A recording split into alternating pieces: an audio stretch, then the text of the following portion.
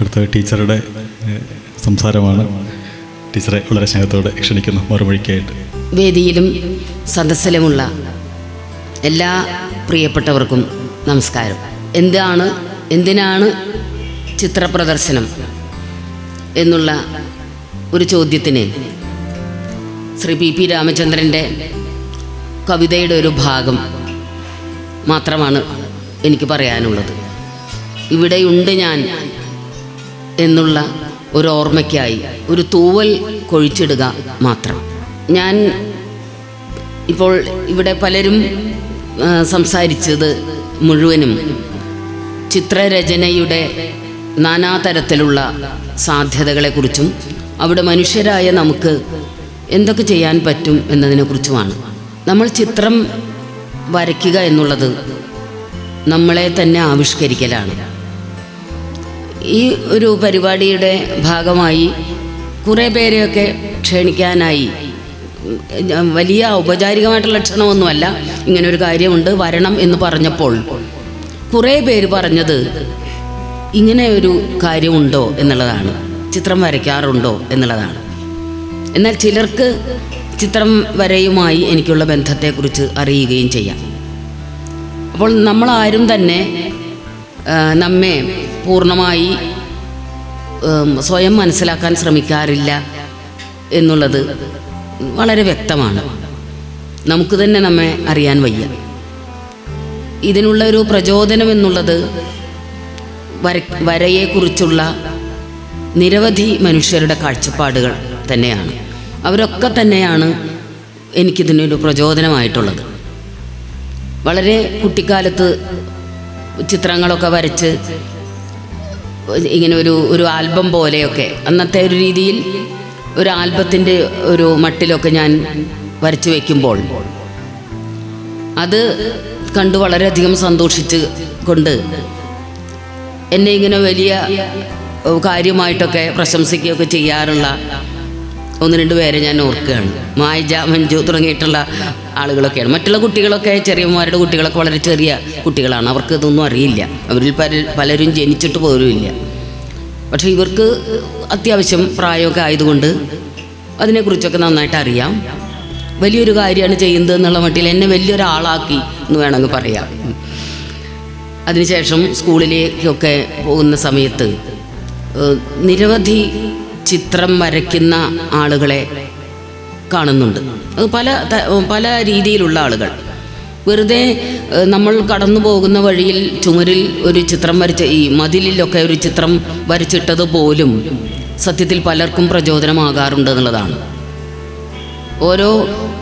ഇവിടെ ശ്രീ കൃഷ്ണകുമാർ വളരെ ആധികാരികമായി ഈ ചിത്രകലയെക്കുറിച്ചെല്ലാം പറഞ്ഞു കഴിഞ്ഞു. അതിലേക്കൊന്നും ഞാൻ പോകുന്നില്ല. എങ്കിലും ഒരു കേവല വ്യക്തി എന്ന രീതിയിൽ ഞാൻ ഈ വരച്ചതൊക്കെ വളരെ സാധാരണ ചിത്രങ്ങൾ മാത്രമാണ്. നന്നായി വരയ്ക്കാൻ പറ്റിയിട്ടുണ്ടോ എന്ന് ചോദിച്ചാൽ വരയ്ക്കാൻ പറ്റാത്തതാണ് ഏറെയും. കുറച്ച് മാത്രമേ ഞാൻ വരച്ചിട്ടുള്ളൂ എന്നാണ് എനിക്ക് തോന്നുന്നത്. നമ്മൾ ധാരാളം ചിത്രങ്ങൾ അങ്ങനെ കാണുന്നുണ്ട്. നമ്മുടെ മനസ്സിൽ കോറി വരച്ചിട്ടിട്ടുള്ള ഒരുപാട് ചിത്രങ്ങൾ കാണുന്നുണ്ട്. ആ ചിത്രങ്ങൾക്കൊക്കെ തന്നെ നമ്മുടെ മനസ്സിലേക്ക് വലിയ ഒരു മിഴിവ് കൊണ്ടുവരാനും സാധിക്കുന്നുണ്ട്. ഇവിടെ സൗമിനി പറഞ്ഞ പോലെ ഒരു കോളേജ് കാലത്ത് ചിത്രകലയുമായി ബന്ധപ്പെട്ട നിരവധി ക്യാമ്പുകളിലും മറ്റും, അല്ലെങ്കിൽ ചിത്രരചന മത്സരങ്ങളിൽ പങ്കെടുത്തിട്ടല്ല എങ്കിലും ആ മത്സരങ്ങളിൽ അവർ വരച്ച ചിത്രങ്ങളൊക്കെ കാണുകയൊക്കെ ചെയ്തതൊക്കെ തന്നെ ജീവിതത്തിലെ ഓരോരോ വഴിത്തിരിവുകളായിട്ട് തോന്നിയിട്ടുണ്ട്. ശ്രീ കേരളവർമ്മ കോളേജിൽ ഞാൻ റിട്ടയർ ചെയ്യുന്ന ആ ഒരു വർഷം ഒരിക്കലും മറക്കാത്ത ഏറ്റവും വലിയൊരു കാര്യം നടന്നത് ചിത്രത്തോണി എന്നുള്ള ഒരു ചിത്ര ക്യാമ്പാണ്.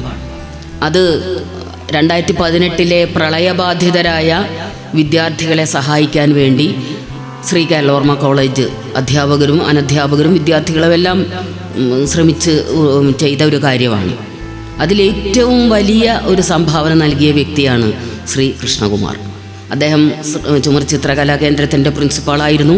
അദ്ദേഹം തൻ്റെ പ്രവർത്തകരും ഒത്ത്, അവിടെയുള്ള വിദ്യാർത്ഥികളുമൊത്ത് ശ്രീ കേരളവർമ്മ കോളേജിൽ വന്ന് ചിത്രങ്ങൾ അവർ യാതൊരു വൈമനസ്യവുമില്ലാതെ അവർ ചിത്രം വരച്ച് കോളേജിന് അത് സമർപ്പിച്ചു.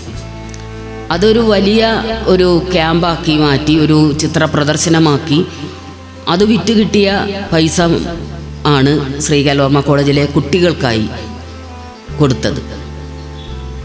ആ ഒരു കാര്യം ഇപ്പോൾ വളരെ നന്ദിയോടുകൂടി ഞാൻ ഓർക്കുകയാണ്. അതൊരു കേവല വ്യക്തിയോടുള്ളൊരു നന്ദി പറച്ചിൽ മാത്രമല്ല, അതൊരു വലിയ കൂട്ടായ സാംസ്കാരിക പ്രവർത്തനമായിരുന്നു. കല ചെയ്യുന്നത് ഇങ്ങനെയുള്ള സാംസ്കാരിക പ്രവർത്തനങ്ങളാണ്. നമ്മൾ ഒരു വര വരച്ചാൽ, ഒരു പാട്ട് പാടിയാൽ, ഒരു വരി എഴുതിയാൽ അതെല്ലാം തന്നെ നമ്മുടെ ജഡമായ ജീവിതത്തിൽ നിന്നുള്ള ഒരു മാറ്റമായി മാറും. ഒരു അനക്കമുണ്ടാക്കുകയാണ്, ഒന്ന് അനങ്ങിക്കൊണ്ടിരിക്കുകയാണ്. ഇങ്ങനെ അനങ്ങിയില്ലെങ്കിൽ പിന്നെ എന്താണ് മനുഷ്യജീവിതം എന്ന് നമ്മൾ ഓർക്കേണ്ടതുണ്ട്. റിട്ടയർമെൻറ്റ് എന്നുള്ളത്, റിട്ടയർമെൻറ്റിന് ശേഷം വളരെ സക്രിയമായിട്ടുള്ളൊരു ജീവിതം നയിക്കുന്നവരുണ്ട്, എന്നാൽ തൻ്റെ ഒരു ഷെല്ലിലേക്ക് വലിയുന്നവരും ഉണ്ട്. ഏത് രീതിയിലായാലും അവർ ജീവിതത്തെ ആവിഷ്കരിക്കുന്നുണ്ട് എന്നാണ് എൻ്റെ പക്ഷം. വരച്ച ചിത്രങ്ങളും വരയ്ക്കാത്ത ചിത്രങ്ങളുമായി ഒരുപാട് പേർ ഇവിടെ ജീവിച്ചിരിക്കുന്നുണ്ട്. ശ്രീ കൃഷ്ണകുമാർ ഇവിടെ സൂചിപ്പിച്ചതുപോലെ പല ചിത്രകലാ സങ്കേതങ്ങൾ അദ്ദേഹം ഇവിടെ പരിചയപ്പെടുത്തി. അതിൽ ചിലതൊക്കെ ഞാൻ ഇതിൽ ഉപയോഗിച്ചിട്ടുണ്ട്. ചിലതിനെ ഒരു വാളി ഇൻസ്പയർഡ് ചിത്രങ്ങൾ എന്നുള്ള രീതിയിലാണ് ചിലതൊക്കെ ഞാൻ വരച്ചിട്ടുള്ളത്. പ്രകൃതിസിദ്ധമായിട്ടുള്ള ചായങ്ങൾ കൊണ്ട് എങ്ങനെയൊക്കെ മാറ്റങ്ങൾ വരുത്താൻ പറ്റും എന്ന് മൈലാഞ്ചിയൊക്കെ ഉപയോഗിച്ച് അങ്ങനെ ചില കാര്യങ്ങളൊക്കെ ചെയ്തിട്ടുണ്ട്. ഇതൊക്കെ എൻ്റെ ചില കൗതുകങ്ങൾ, ചില സന്തോഷങ്ങൾ, ചില പരീക്ഷണങ്ങൾ ഒക്കെ തന്നെയാണ്. ഇതെല്ലാവർക്കും സാധിക്കുന്നതാണ് എന്നുകൂടി ഓർമ്മിപ്പിക്കാനാണ് ഞാൻ ഇവിടെ ആഗ്രഹിക്കുന്നത്. ഇവിടെ എൻ്റെ ബന്ധുമിത്രാദികളുണ്ട്, എൻ്റെ നാട്ടുകാരുണ്ട്, ഏറ്റവും പ്രിയപ്പെട്ട നാട്ടുകാരുണ്ട്, എൻ്റെ പ്രീ ഡിഗ്രി സഹപാഠികൾ, ശ്രീകൃഷ്ണയിൽ ഒരുമിച്ച് പഠിച്ചിട്ടുള്ള ഒട്ടേറെ പേരിവിടെ വന്നിട്ടുണ്ട്. ശ്രീ കേൽവർമ്മ കോളേജിലെ സുഹൃത്തുക്കളുണ്ട്, ബഹുമാനപ്പെട്ട അധ്യാപകർ ഉണ്ട്. എല്ലാവരും ചേർന്ന ഈ ഒരു വലിയ സമൂഹത്തിന് മുന്നിൽ ഒരു ചെറിയ ഒരു അടയാളം മാത്രമാണ് ഈ ഒരു ചിത്ര പ്രദർശനം. എല്ലാവരിലും ഇത്തരത്തിലുള്ള കഴിവുകളുണ്ട് എന്നും അത് നമ്മൾ ഉണർത്തിയെടുക്കാനുള്ള ഒരു ത്വര നമ്മിൽ തന്നെ ഉണ്ടാകണം എന്നുകൂടി വിനയപൂർവ്വം ഞാൻ ഓർമ്മിപ്പിക്കുകയാണ്. ഇന്നിവിടെ വന്ന എല്ലാവർക്കും എൻ്റെ നന്ദി, ഞാൻ ഔപചാരികമായ നന്ദി ഇതിന് ശേഷമുണ്ട്, എങ്കിലും എല്ലാവരോടുമുള്ള നന്ദിയും സന്തോഷവും ഞാൻ രേഖപ്പെടുത്തുകയാണ്. ഇവിടെ ഒരാൾ ചെയ്ത ഒരു കാര്യമെന്നല്ല നമ്മൾ അടയാളപ്പെടുത്തേണ്ടത്, മറിച്ച് നമ്മുടെ സമൂഹം ഒരു കാര്യം ചെയ്യുന്നു. അത് പലപ്പോഴും എനിക്ക് തോന്നിയിട്ടുണ്ട്. ഇതിന് ഏറ്റവും വലിയ ഒരു പ്രചോദനം നൽകിയ ഒരു കാര്യവും കൂടി ഞാനൊന്ന് സൂചിപ്പിച്ചു കൊള്ളട്ടെ. ഒരു 7 കൊല്ലം മുൻപ് ലളിതകലാ അക്കാദമിയിൽ ഒരു കലാപ്രദർശനം നടത്തി ഒരു സ്ത്രീ. 78 വയസ്സുള്ള പത്മിനി എന്നൊരു സ്ത്രീയാണ് അത് നടത്തിയത്. 78 വയസ്സുണ്ട് അവർക്ക്. അന്ന് ആ ഒരു വയസ്സിൻ്റെ ഒരു ആരോഗ്യസ്ഥിതിയല്ല, അവരെത്രയോ ഊർജത്തിലാണ് അവിടെ നിന്നിരുന്നത്, ഊർജ്ജസ്വലയായിട്ടാണ് അവിടെ നിന്നിരുന്നത്. അപ്പോൾ അവരോട് ഞാൻ ഈ കാര്യങ്ങളൊക്കെ ചോദിച്ചപ്പോൾ കുറേ കലാരൂപങ്ങൾ അവർ വെച്ചിട്ട്, ഈ ചിത്രം വരയ്ക്കലല്ല, അതിനേക്കാൾ ബുദ്ധിമുട്ടുള്ള നൂല് കൊണ്ടുള്ള ഒരു കലാരൂപമാണ് അവർ ഉണ്ടാക്കിയത്. കടലാസിൽ തന്നെ നൂലെടുത്ത് ആ നൂല് ഒരു നിശ്ചിത അളവിൽ മുറിച്ച് കളറ് ചേർക്കേണ്ടത് ചേർത്ത്, അല്ലാത്തത് അതേപോലെ തന്നെ ഉപയോഗിച്ചുകൊണ്ടുള്ള ഒരു കലാസൃഷ്ടിയാണ്. അധികമൊന്നും നമ്മളങ്ങനെ കണ്ടിട്ടില്ല. അപ്പോൾ അവർ പറഞ്ഞ കാര്യം, ജീവിതത്തിൻ്റെ തിരക്കുകൾക്കിടയിൽ ഒരു 45 വർഷം അവരങ്ങനെ ഇതൊന്നുമില്ലാതെ ജീവിച്ചു എന്നാണ്. അത് കഴിഞ്ഞ് പിന്നെ ഒറ്റപ്പെട്ട ഒരു സന്ദർഭത്തിലാണ് അവരുടെ ഈ ഒരു കലാപ്രവർത്തനം അവർ തുടങ്ങിയത് എന്ന് പറയുന്നു. ഒറ്റയ്ക്ക് ഇരിക്കാൻ ബുദ്ധിമുട്ട് തോന്നിയപ്പോഴാണ് അവർ ഈ കലാരൂപങ്ങൾ സൃഷ്ടിക്കാൻ തുടങ്ങിയത്. പിന്നെ അത് മറ്റുള്ളവരൊക്കെ കാണുകയും എല്ലാവരും പ്രോത്സാഹിപ്പിക്കുകയും ചെയ്തുകൊണ്ടാണ് ഒരു പ്രദർശനം നടത്തിയത്. ഞാൻ മനസ്സും കണ്ണും നിറഞ്ഞുകൊണ്ടാണ് ആ അമ്മയുടെ കലാ പ്രദർശനം കണ്ടത്. എത്ര ആരാധ്യമായിട്ടുള്ള ഒരു സംഭാവനയാണ് അവർ നടത്തിയിട്ടുള്ളത് എന്ന് ഞാൻ ഓർക്കുകയും ചെയ്തു. അങ്ങനെ ഇതിലൊക്കെ നമ്മുടേതായിട്ടുള്ള ചെറിയ ചില മുദ്രകളൊക്കെ ചാർത്തി അങ്ങോട്ട് പോവുക എന്നുള്ളതേ ഉള്ളൂ. അപ്പോൾ ഈ ചിത്രങ്ങൾ നിങ്ങൾ കാണണം. ഇത് വളരെ കുറ്റമറ്റ രീതിയെന്ന് ഒരിക്കലും ഞാൻ പറയുന്നില്ല. ഞാനും പഠിച്ചു വരുന്നതേയുള്ളൂ. ശ്രീകൃഷ്ണകുമാറിന് അതിനെക്കുറിച്ചൊക്കെ വളരെ ഭംഗിയായിട്ട് അറിയാനും പറ്റും. ഞാനും ഒരു ചിത്രകലാ വിദ്യാർത്ഥിയാണ് എന്നാണ് ഞാൻ പറയാൻ ആഗ്രഹിക്കുന്നത്. ഞാൻ കണ്ട ലോകത്തെ, ഞാൻ കണ്ടിട്ടുള്ള സ്വപ്നങ്ങളെ, എൻ്റെ ആശയങ്ങളെ ആവിഷ്കരിക്കാൻ ഉള്ള ഒരു വിനീതമായ ശ്രമം മാത്രമാണിത് എന്ന് ഓർമ്മിപ്പിക്കുകയാണ്. ഇവിടെ വന്ന എല്ലാവർക്കും ഹൃദയപൂർവ്വം ഞാൻ എൻ്റെ നന്ദിയും സ്നേഹവും അറിയിക്കുകയാണ്.